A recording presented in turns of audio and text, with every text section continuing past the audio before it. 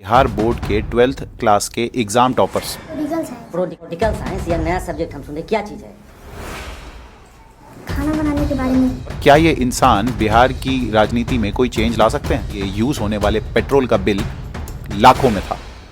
भैंसों के सींगों को पॉलिश करने के लिए लाखों रुपए के बिल्स बनाए गए।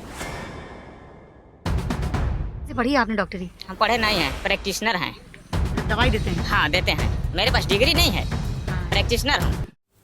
ये है आज के बिहार में होने वाले स्कूल्स के exams. Affair authorities conducting the exam are having a tough time preventing large-scale cheating with overzeal.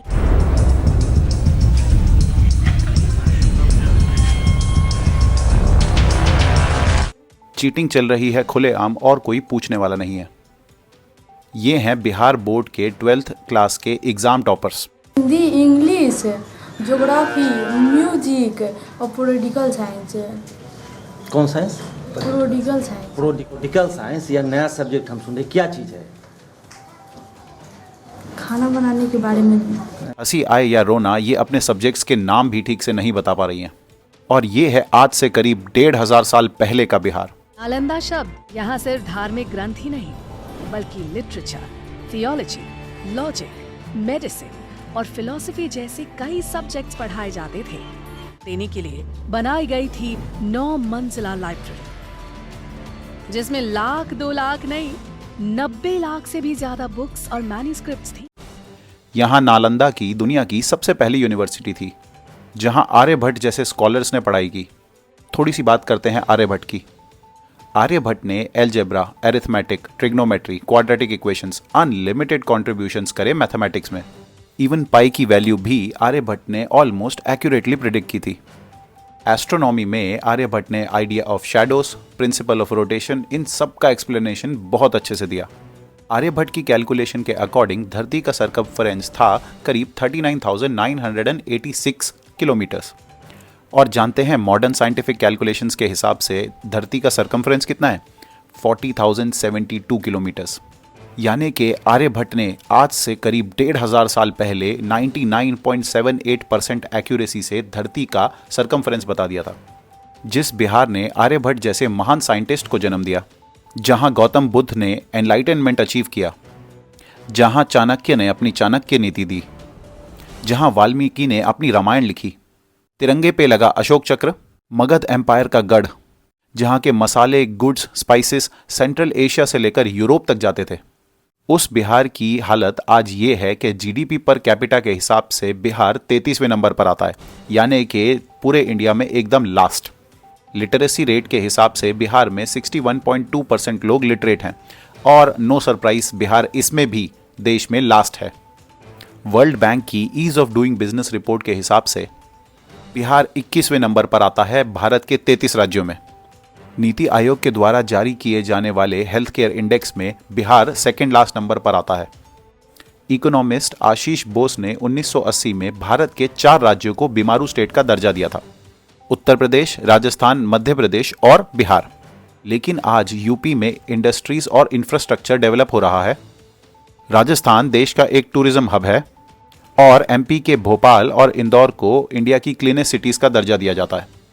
लेकिन बिहार वहीं का वहीं है, हालत सुधरने के बजाय और भी ज़्यादा खराब होती जा रही है। बिहार से देश के करीब 25% आईएएस ऑफिसर्स आते हैं। रेलवेज, डिफेंस और सेंट्रल सर्विसेज में भी बिहारी लोगों का रिप्रेजेंटेशन सबसे ज़्यादा है देश के और किसी स्टेट के कंपैरिजन में। इसका मतलब प्रॉब्लम बिहार में टैलेंटेड लोगों की कमी नहीं है, लेकिन आज हालत इस तरह खराब हो चुकी है कि बिहारी शब्द को लोग गाली और एक स्लैंग की तरह यूज़ करते हैं। आज हम इस वीडियो में डिस्कस करेंगे कि बिहार की इस हालत के पीछे रीजंस क्या हैं और क्या बिहार फिर से अपना खोया हुआ गौरव वापस ला सकता है। और एंड में एक इंसान के बारे में भी बात करेंगे जो कि आज की डेट में बिहार में एक मेजर पॉलिटिकल फिगर बने हुए हैं। और क्या ये इंसान बिहार की राजनीति में कोई चेंज ला सकते हैं। बिहार की प्रॉब्लम्स को मैंने मेजरली 3 पार्ट्स में डिवाइड किया है: ज्योग्राफी और डेमोग्राफिक्स, पॉलिटिक्स और मिस्ड अपॉर्चुनिटीज। तो शुरुआत करते हैं ज्योग्राफी और डेमोग्राफिक्स से। बिहार इंडिया की 12th लार्जेस्ट स्टेट है बाय लैंड एरिया। मार्च 1912 में ब्रिटिश रूल में मॉडर्न बिहार का जन्म होता है। 94,163 किलोमीटर्स में फैला हुआ बिहार करीब करीब यूरोपियन देश पोर्चुगल के साइज का है, लेकिन बिहार की पॉपुलेशन पोर्चुगल से करीब 11 गुना ज़्यादा है। बिहार की करीब 13 करोड़ लोगों की पॉपुलेशन के फायदे भी हैं और नुकसान भी। बिहार की एवरेज एज है करीब 22 साल, जबकि देश की नेशनल एवरेज है करीब 28 साल। यानी कि बिहार में यूथ और मैन पावर की कोई कमी नहीं है। लेकिन ये इतनी बड़ी पॉपुलेशन सरकार पर एक बोझ भी डालती है, जिससे स्ट्रेन्ड एजुकेशन और हेल्थ केयर सिस्टम की प्रॉब्लम्स आती हैं। और लार्ज पॉपुलेशन बिहार का एडवांटेज नहीं डिसएडवांटेज बन जाता है, क्योंकि ये लार्ज पॉपुलेशन मोस्टली अनप्रोडक्टिव है। अनप्रोडक्टिवनेस के एग्जाम्पल्स हैं बिहार का लिटरेसी रेट, जो कि है 61.8%, जो कि नेशनल एवरेज 77.7% से काफ़ी ज़्यादा कम है। देश की करीब 10% पॉपुलेशन रहती है बिहार में, लेकिन बिहार देश की जीडीपी में सिर्फ 2.8% का कंट्रीब्यूशन करता है, यानी कि देश की टोटल जीडीपी में 3% से भी कम। मिनिस्ट्री ऑफ स्टैटिस्टिक्स और प्रोग्राम इम्प्लीमेंटेशन की periodic labour force survey 2023 report के हिसाब से बिहार में 15 साल के ऊपर के सिर्फ 33% लोग काम करने वाले हैं, जबकि नेशनल एवरेज है 54% का। यानी कि बिहार का यूथ इकोनॉमी में कंट्रीब्यूशन कर ही नहीं रहा है। और यही डेटा औरतों में और भी ज़्यादा चौंका देने वाला है। औरतों में करीब 11.4% पॉपुलेशन ही प्रोडक्टिव है, जबकि देश का एवरेज है करीब 31%। अगर अर्बनाइजेशन की बात करें तो सिर्फ 11% बिहार ही अर्बनाइज्ड है, यानी कि 90% बिहार गांव जैसा है, जहां प्रॉपर रोड्स, सैनिटेशन, एजुकेशन और हेल्थ केयर फैसिलिटीज़ नहीं है। ज्योग्राफी पर आए तो बिहार एक लैंडलॉक्ड स्टेट है। बिहार में काफ़ी सारी मेजर रिवर्स हैं, जैसे कि गंगा, सोन, कोसी, गंडक और बागमती रिवर। इनमें से बिहार की सबसे बड़ी प्रॉब्लम है कोसी रिवर। कोसी रिवर नेपाल और चाइना के बॉर्डर से ओरिजिनेट होती है, और रास्ते में आते हुए कोसी रिवर बहुत सारा सिल्ट और सेडिमेंट्स कलेक्ट करते हुए आती है। इस कलेक्शन के बिहार तक पहुंचते पहुंचते मॉनसून सीजन में कोसी रिवर का लेवल 10 फीट तक बढ़ जाता है बिहार में। बिहार में ज़्यादातर लोकल पॉपुलेशन अपना गुजारा करने के लिए फार्मिंग पर डिपेंडेंट है। फार्मिंग के ऊपर बिहार की करीब 70% पॉपुलेशन डिपेंड करती है, और फार्मिंग और फिशिंग आसानी से करने के लिए बिहार की काफ़ी सारी पॉपुलेशन रिवर्स के किनारों पर रहती है। कोसी रिवर में आने वाली बाढ़ से जो लोग नदियों के किनारे रहते हैं उन्हें अपना घर छोड़कर जाना पड़ता है, जिसकी वजह से हर साल बिहार की इकोनॉमी को एक बहुत बड़ा डेंट पहुंचता है। 2008 में आई फ्लड से करीब 30 लाख लोग बेघर हो गए थे बिहार में। बाढ़ से रोड्स, स्कूल्स और पब्लिक इंफ्रास्ट्रक्चर हर चीज़ को एक चोट पहुंचती है। बिहार में 2019 की बाढ़ में करीब 5000 करोड़ की प्रॉपर्टी का डैमेज हुआ था, और मॉनसून सीजन में ये हर साल की कहानी है बिहार के साथ। नॉर्थ बिहार काफ़ी ज़्यादा फर्टाइल है, यहाँ पर फार्मिंग और एग्रीकल्चर का एक बहुत अच्छा स्कोप है, लेकिन साउथ बिहार ऐसा नहीं है।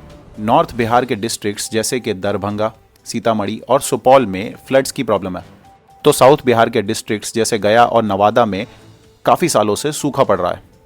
लैंडलॉक्ड ज्योग्राफी होने की वजह से बिहार को काफ़ी सारी ट्रेड और इकोनॉमिक प्रॉब्लम्स का भी सामना करना पड़ता है। अब आते हैं सबसे ज़्यादा इंपॉर्टेंट और कंट्रोवर्शियल टॉपिक पर, बिहार की पॉलिटिक्स।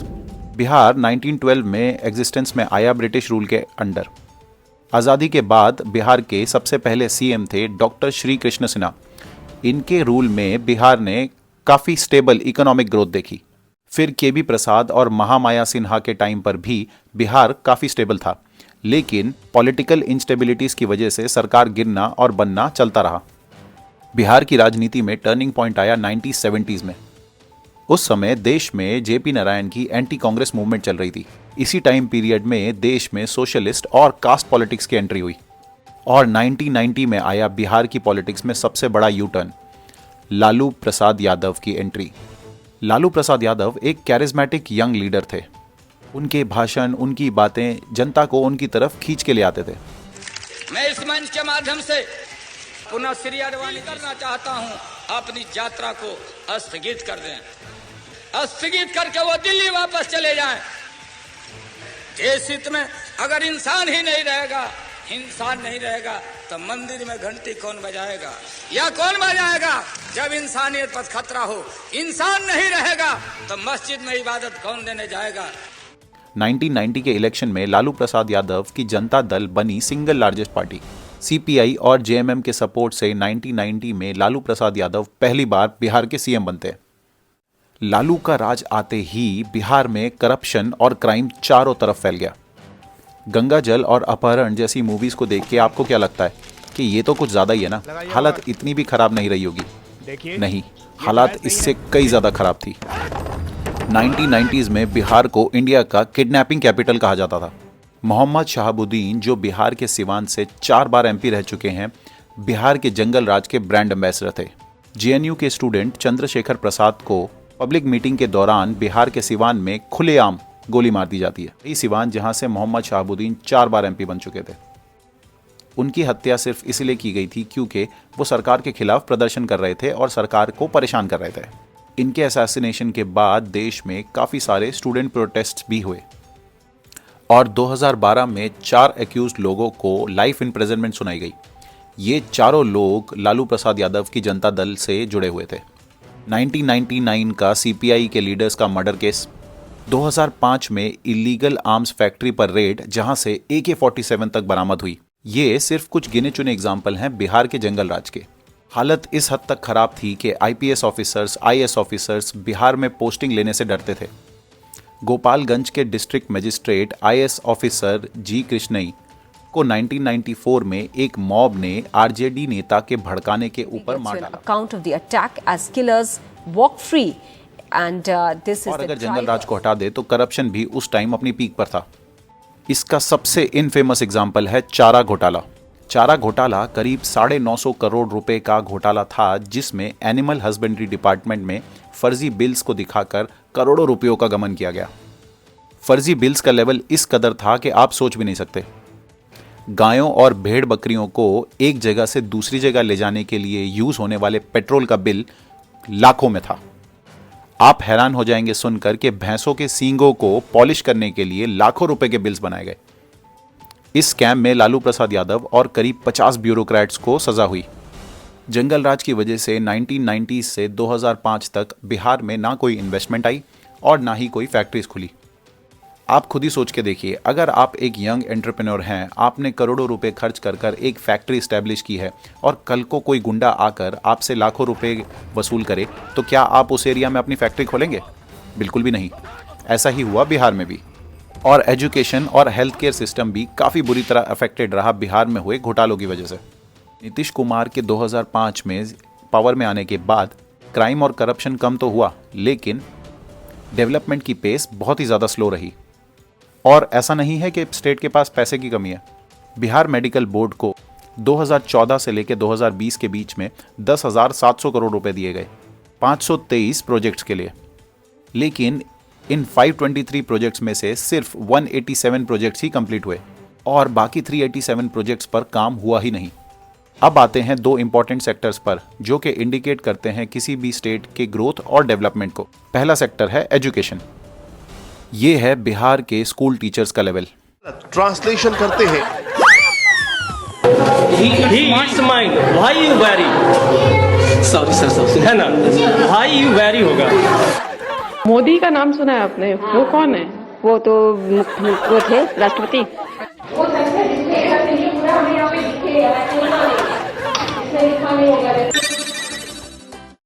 बिहार का पुअर एजुकेशन सिस्टम कोई सरप्राइज नहीं है।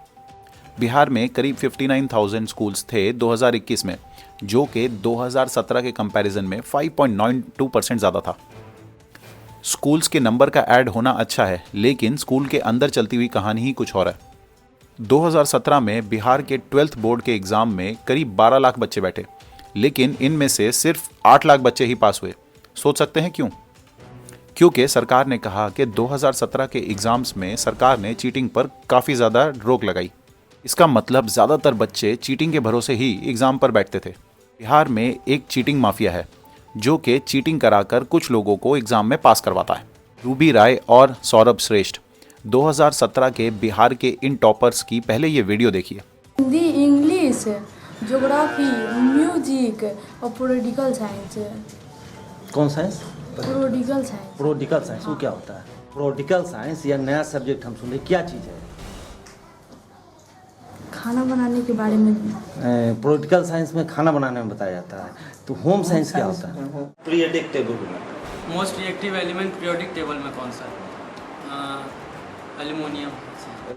ये दोनों बिहार के एक स्कूल विशुन राय कॉलेज में पढ़ते थे, जिस कॉलेज के प्रिंसिपल बच्चा राय को एग्जाम माफिया कहा जाता है, क्योंकि ये अपने स्कूल में पढ़ने वाले बच्चों को रिश्वत देकर पास करवाते थे।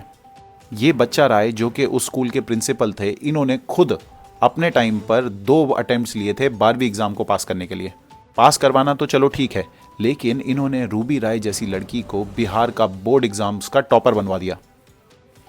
सोचिए, ये तो वो केस था जो कि हाईलाइट हो गया मीडिया में। ऐसे कितने सारे केसेस हर साल बिहार में होते होंगे। अब आते हैं कुछ स्टैटिस्टिक्स पर। बिहार में 12वीं का ड्रॉप आउट रेट करीब 36% है, यानी कि 36% स्टूडेंट्स बिहार में 12वीं क्लास कंप्लीट करने से पहले ही पढ़ाई छोड़ देते हैं। एजुकेशन की क्वालिटी इतनी ज़्यादा खराब है कि 5वीं क्लास में पढ़ने वाले करीब 53% बच्चे ही ठीक से पढ़ और लिख पाते हैं। ये है एक और वीडियो बिहार के स्कूल में पढ़ने वाले बच्चों का। आदित्य कुमार 6 क्लास में पढ़ते हैं। 6 क्लास में पढ़ते हो, ठीक है। ये बताओ कौन सा सब्जेक्ट अच्छा लगता है? कौन सब्जेक्ट अच्छा लगता है? बैगन। अरे सब्जेक्ट विषय इंग्लिश। स्कूल बताओ ना। कन्या मध्य विद्यालय 6 क्लास। कन्या मध्य विद्यालय में हो? हाँ, 6 क्लास। 6 क्लास में हो, अच्छा। पढ़ाई लिखाई में मन लगता है? हाँ। टीचर आते हैं? यस। रोज टीचर पढ़ाते हाँ। हैं? नीतीश कुमार कौन है? नीतीश कुमार बिहार के मुख्यमंत्री हैं। बहुत बढ़िया, बहुत बढ़िया। अच्छा, देश के प्रधानमंत्री का नाम क्या है? नीतीश कुमार। लालू यादव। लालू यादव? तो प्रधानमंत्री मोदी। पूरा नाम बताओ। मोदी सरकार। हायर एजुकेशन यानी कि ग्रेजुएशन और पोस्ट ग्रेजुएशन में बिहार के सिर्फ 14.3% बच्चे ही आगे जाते हैं, जबकि देश का एवरेज है करीब 27%। अब आते हैं दूसरे पैरामीटर पर, जो कि है हेल्थ केयर। आइए देखते हैं बिहार के एक जाने माने सर्जन का वीडियो। एलोपैथ का प्रैक्टिशनर। एलोपैथ के प्रैक्टिशनर जी। डॉक्टर हैं आप? जी। कहाँ से पढ़ी आपने डॉक्टरी? हम पढ़े नहीं हैं, प्रैक्टिशनर हैं। मतलब दवाई देते हैं? हाँ, देते हैं। मेरे पास डिग्री नहीं है। हाँ। प्रैक्टिशनर हूँ। पर ये तो गैर कानूनी है। हाँ, गैर कानूनी है। तो कभी पुलिस ने नहीं पकड़ा आप? ना, बहुत हमारे जैसे बिहार में छाए हुए हैं, गांव-गांव में छाए हुए हैं। जड़ी बूटी का काम करते हैं। हाँ। अच्छा, तो कभी मान लीजिए मरीज बिगड़ गया, दवाई गलत हो गया था? नहीं, देखिए 5 चीज मेरे पास रहना चाहिए, उसके बाद में कुछ नहीं हो सकता। चढ़ा रहे हैं, हाँ। मरीज को एकाएक जाड़ हो गया, हाँ। तो उसको 1 घंटा के अंदर शरीर हीट करना है। हाँ। तुरंत उसको एट्रोपिन लगाएंगे, शरीर हीट हो जाएगा, मरीज को कुछ नहीं बिगड़ेगा। और मान लीजिए बिगड़ गया तब? ऐसे तो MBBS से भी बिगड़ जाता है। ये वीडियो आपको देखने में फनी लग सकता है, लेकिन इसके पीछे होने वाली कंडीशन बहुत ही ज़्यादा सीरियस है। बिहार के हॉस्पिटल्स में बेसिक फैसिलिटीज़ भी नहीं है। लोगों को दूर दूर के हॉस्पिटल्स में जाना पड़ता है बेसिक इलाज के लिए। बिहार में 10,000 पेशेंट्स के लिए सिर्फ 3 डॉक्टर्स हैं, जबकि देश का नेशनल एवरेज है 1 डॉक्टर पर 1000 पेशेंट्स। बिहार में प्राइमरी हेल्थ सेंटर्स की कमी और डिस्ट्रिक्ट हॉस्पिटल्स का खराब इंफ्रास्ट्रक्चर एक मेजर प्रॉब्लम है। बिहार के बरहट में रहने वाले सुबोध कुमार नाम के एक व्यक्ति चोट लगने पर अपने पास के लोकल क्लिनिक में गए। वहां जाने पर उन्हें पता चला कि वो क्लिनिक एकदम बंजर है। वहां पर ना कोई डॉक्टर्स हैं, ना कोई नर्सेस, ना कोई दूसरा मेडिकल स्टाफ। ये हालत है बिहार के प्राइमरी हेल्थ केयर सेटअप्स की। मैटरनल केयर और सर्विसेज में भी बिहार देश में सबसे ज़्यादा पिछड़ा हुआ है। बिहार का इन्फेंट मोर्टेलिटी रेट है करीब 38 पर 1000 बेबीज़, यानी कि बिहार में 38 बच्चे दम तोड़ देते हैं पैदा होते ही 1000 बच्चों में से, जबकि देश का नेशनल एवरेज है करीब 28। बिहार में 0.3 बेड्स हैं पर 1000 पीपल। WHO के स्टैंडर्ड्स के हिसाब से करीब 5 बेड्स होने चाहिए पर 1000 पीपल। आयुष्मान भारत जैसी स्कीम्स की वजह से बिहार के लोगों को कुछ मदद मिली, लेकिन ये स्कीम्स काफ़ी नहीं है बिहार के हेल्थ केयर इंफ्रास्ट्रक्चर को ठीक करने के लिए। अब आते हैं कुछ मिस्ड अपॉर्चुनिटीज़ पर। जंगल राज की वजह से बिहार ने काफ़ी सारी इन्वेस्टमेंट और इंडस्ट्रियल अपॉर्चुनिटीज़ मिस कर दी 1990 से लेकर 2005 के बीच में। बिहार की करंट स्टेट का एक बहुत बड़ा रीज़न है 1952 की फ्रेट इक्वलाइजेशन पॉलिसी। थोड़ा सा इस पॉलिसी के बारे में जानते हैं। फ्रेट इक्वलाइजेशन पॉलिसी 1952 के अकॉर्डिंग गवर्नमेंट ने रूल सेट किए थे कि रिसोर्सेज जैसे कि कोल, स्टील, आयरन ओर्स और मिनरल्स को किसी भी स्टेट से जाके एक्सट्रैक्ट किया जा सकता है और किसी दूसरे स्टेट में जाके प्रोसेस किया जा सकता है। जैसे कि बिहार से निकला हुआ कोल गुजरात की फैक्ट्री में जाकर वहाँ पर प्रोसेस हो सकता था। ये पॉलिसी गवर्नमेंट ने 1952 में इसीलिए बनाई थी ताकि हर जगह इक्वल डेवलपमेंट हो और रिसोर्स रिच स्टेट्स को डेवलपमेंट का ज़्यादा हिस्सा ना मिले।